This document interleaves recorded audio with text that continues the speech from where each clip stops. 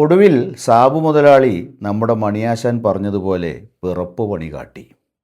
സ്വന്തം പാർട്ടിയിലെ ഉന്നതരായിട്ടുള്ള നേതാക്കളോട് പോലും ആലോചിക്കാതെ, പാർട്ടിയിലെ ഉത്തരവാദപ്പെട്ട ആരും അറിയാതെ ഒരു സുപ്രഭാതത്തിൽ NDA എന്ന് പറയുന്ന ചാണകക്കുഴിയിലേക്ക് പോയി ചാടി. പുതിയൊരു യൂണിറ്റ് ഇവിടെ ആരംഭിക്കാൻ നോക്കിയപ്പോഴുണ്ടായ ബുദ്ധിമുട്ടിൻ്റെ പേരിൽ അതെല്ലാം പെറുക്കിക്കൂട്ടി തെലങ്കാനയിൽ കൊണ്ടുപോയി തുടങ്ങിയതുപോലെ ഒരേർപ്പാടാണ് ഈ രാഷ്ട്രീയം എന്നാണ് സാബു മുതലാളി കണക്കാക്കിയത്. അതുകൊണ്ടാണ് തികച്ചും അരാഷ്ട്രീയമായ നിലപാടുകളിലൂടെ മുന്നോട്ട് വന്ന ഒരു പാർട്ടി 2020 എന്ന് പറയുന്ന സംഘടന, അവരൊരു പാർട്ടി പോലുമല്ല, ഒരു ചാരിറ്റബിൾ ഓർഗനൈസേഷനാണ്. ജനങ്ങൾക്ക് ക്ഷേമം വാരി വിതറുമെന്നും വെൽഫെയർ പൊളിറ്റിക്സിൻ്റെ അപ്പോസ്തലനാണ് താനെന്നുമൊക്കെ പറഞ്ഞുകൊണ്ട് ഇവിടെ ജനങ്ങളെ സമീപിക്കുകയും ജനങ്ങളെ തടുത്തുകൂട്ടുകയും ഒടുവിൽ പഞ്ചായത്ത് തിരഞ്ഞെടുപ്പിൽ മത്സരിക്കുകയും കിഴക്കമ്പലം പോലൊരു പഞ്ചായത്തിൽ അധികാരത്തിൽ വരികയും ചെയ്തു. തൻ്റെ കമ്പനിയിലെ CSR ഫണ്ട് ഉപയോഗിച്ച് ചില കാര്യങ്ങളൊക്കെ അവിടെ കാട്ടിക്കൂട്ടിയതിൻ്റെ ഭാഗമായി, ജനങ്ങൾക്ക് പല സൗജന്യങ്ങളും ലഭ്യമാക്കിയതിൻ്റെ ഭാഗമായി തൊട്ടടുത്ത പഞ്ചായത്തുകളിലൊക്കെ സ്വാധീനം നേടാനും അധികാരത്തിൽ വരാനും ഒക്കെ കഴിഞ്ഞു. എന്നാൽ കഴിഞ്ഞ പഞ്ചായത്ത് തിരഞ്ഞെടുപ്പ് കഴിഞ്ഞപ്പോൾ ഒരു കാര്യം സാബു മുതലാളിക്ക് ബോധ്യമായി: ഈ കച്ചവടം വല്ലാതെ മുന്നോട്ട് പോകില്ല, മുന്നോട്ട് പോയാൽ തന്നെ ഇത് നഷ്ടത്തിൽ കലാശിക്കാൻ പോവുകയാണ് എന്ന് അദ്ദേഹത്തിന് മനസ്സിലായി. 4 പഞ്ചായത്തുകളിൽ 2 പഞ്ചായത്തിൻ്റെ അധികാരം നഷ്ടമായി. കൊച്ചിൻ കോർപ്പറേഷനിലാകട്ടെ യാതൊരുവിധ ചലനവും ഉണ്ടാക്കാൻ കഴിഞ്ഞില്ല. കഴിഞ്ഞ തവണ നിയമസഭാ തിരഞ്ഞെടുപ്പിൽ മത്സരിച്ചപ്പോഴും ഒരു ചലനവും ഉണ്ടാക്കാൻ 2020 കഴിഞ്ഞിരുന്നില്ല. വീണ്ടും ഒരു നിയമസഭാ തിരഞ്ഞെടുപ്പ് വരികയാണ്.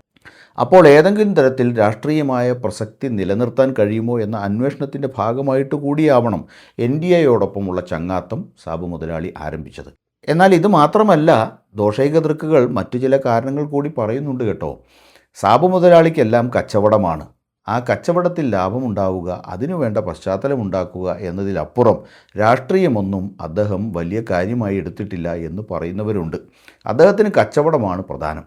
നമുക്കറിയാം, ഗാർമെൻറ്റ്സ് കച്ചവടക്കാരനാണ് സാബു മുതലാളി. എന്നാൽ ഗാർമെൻറ്റ്സ് കച്ചവടത്തിന് സമീപകാലത്ത് വലിയ തിരിച്ചടി നേരിട്ടു.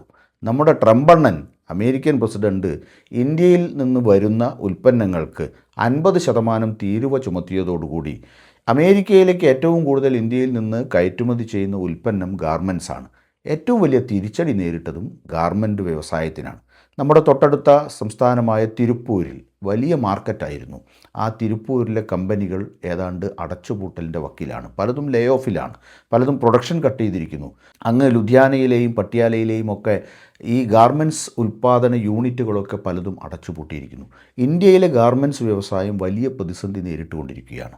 അപ്പോൾ സ്വാഭാവികമായും ഇന്ത്യയിലെ ഏതാണ്ട് കയറ്റുമതിയിൽ 80% വരുന്ന ഗാർമെൻറ്റ് വ്യവസായത്തിന് ഉണ്ടായ മാന്ദ്യം അല്ലെങ്കിൽ തകർച്ച പരിഹരിക്കാൻ ആർക്കേ കഴിയൂ? ഇവിടുത്തെ UDFനോ LDFനോ അത് കഴിയില്ലല്ലോ.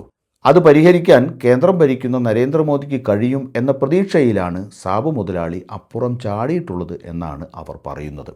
എന്തായാലും അമേരിക്കയിലേക്ക് കയറ്റി അയച്ചിരുന്ന ഉൽപ്പന്നങ്ങൾ അമേരിക്കയിലേക്ക് പോകുമ്പോൾ വലിയ വില കൂടുതലാണ്.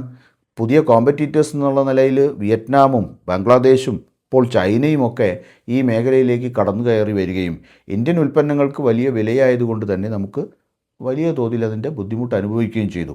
ഇപ്പോൾ അതിന് പരിഹാരം കാണാൻ അല്ലെങ്കിൽ അതിൽ നിന്ന് കരകയറാൻ പുതിയ മാർഗം എന്താണ്? ഈ തൻ്റെ ഉൽപ്പന്നത്തെ മറ്റ് രാജ്യങ്ങളിലേക്ക് കയറ്റി അയക്കാൻ കഴിയുന്ന സാഹചര്യമുണ്ടാക്കണം. അതിന് ആരുടെ സഹായം വേണം? കേന്ദ്രം ഭരിക്കുന്ന നരേന്ദ്രമോദിയുടെ സഹായം വേണം. അപ്പോൾ അതുകൊണ്ട് തന്നെ സാബു മുതലാളി ഒന്നും കാണാതെയല്ല ഈ കൂടുമാറ്റം നടത്തിയത് എന്ന് കാണാൻ കഴിയും. രാഷ്ട്രീയത്തിലും കച്ചവടത്തിലും തൻ്റെ ഗ്രാഫ് താഴോട്ടാണ് പോകുന്നത്, കൂപ്പുകുത്തുകയാണ് എന്ന് മനസ്സിലാക്കിയ സാബു മുതലാളി ഇത് രണ്ടിൽ നിന്നും രക്ഷപ്പെടാൻ വേണ്ടിയാണ് NDA സഖ്യത്തിൽ ചേർന്നത് എന്ന് പറഞ്ഞാൽ അതൊരു തെറ്റായ പ്രസ്താവനയാകില്ല.